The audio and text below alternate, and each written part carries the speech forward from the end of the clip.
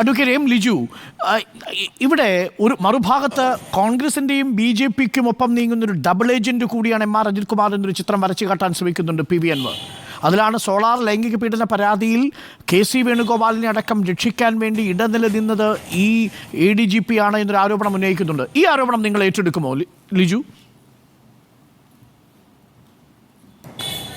അതൊരു ഭാഗത്ത് അൻവറെ സംബന്ധിച്ച് അൻവറിന് ഈ കാര്യങ്ങൾ പറയുകയും വേണം, അതേ സമയത്ത് തന്നെ CPMൻ്റെ ഒരു വിഭാഗത്തിൻ്റെ സംരക്ഷണവും വേണം.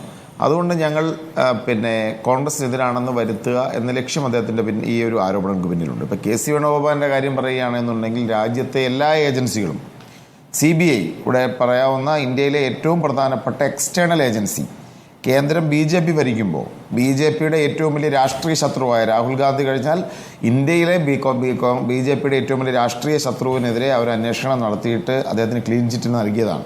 അപ്പോൾ അതുകൊണ്ട് തന്നെ ഇത്തരം ആരോപണങ്ങൾക്ക് പ്രസക്തിയില്ല. അത് ഇവിടുത്തെ വിഷയങ്ങൾ വഴിതെറ്റിക്കാനും. പക്ഷേ അപ്പോഴും ലിജു, പ്രതിപക്ഷ നേതാവ് പൊളിറ്റിക്കൽ സെക്രട്ടറി P ശശിക്കെതിരെയോ ADGP MR അജിത് കുമാറിനെതിരെയോ ആരോപണം ഉന്നയിച്ച് കണ്ടിട്ടില്ല ഇതുവരെ. എല്ലാം മുഖ്യമന്ത്രിക്ക് നേരെയാണ്. ആര്? പ്രതിപക്ഷ നേതാവ്. അല്ല, ഞങ്ങൾ പറഞ്ഞു വന്നതിൻ്റെ പ്രശ്നം അതാണ്. അരുൺ, അത് ശ്രദ്ധിക്കേണ്ട ഒരു പ്രധാനപ്പെട്ട കാര്യം, നമ്മൾ മുഖ്യമന്ത്രിക്കെതിരെ എന്തുകൊണ്ട് സംസാരിക്കുന്നു, നമുക്ക് ഇതുവരെയുള്ള കാര്യങ്ങളിൽ നിന്ന് സംസ്ഥാന മുഖ്യമന്ത്രി പിണറായി വിജയനെ വിലയിരുത്തിയാൽ രണ്ട് കാര്യങ്ങൾ മനസ്സിലാക്കാൻ സാധിക്കും. ഒന്നുകിൽ നമുക്ക് ഈ രണ്ടിൽ ഏതെങ്കിലും ഒന്നാണ് അദ്ദേഹം.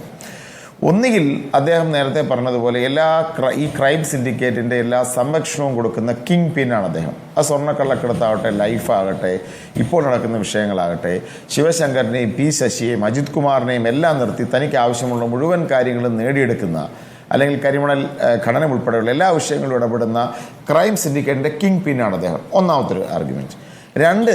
രണ്ടാമത്തെ ആർഗ്യുമെൻ്റ് എന്ന് പറഞ്ഞാൽ എന്ത് കുറ്റകൃത്യം നടന്നാലും ഇതിനെക്കുറിച്ചൊന്നും ഏക്കും പൂക്കും തിരിച്ചറിയാത്ത ഏറ്റവും ഇന്നെഫിഷ്യൻ്റായ ഒരു മുഖ്യമന്ത്രിയാണ് അദ്ദേഹം. ഒരു കാര്യം അദ്ദേഹത്തിന് നേരത്തെ പണ്ടതോ പറഞ്ഞതുപോലെ താഴെ ഒപ്പിടാൻ മാത്രം ഇരിക്കുന്ന, തിരക്കഥകളിൽ മാത്രം സംസാരിക്കുന്ന ഒരാൾ. ഇത് രണ്ടാണെങ്കിലും കേരളത്തിന് അപകടമാണ്.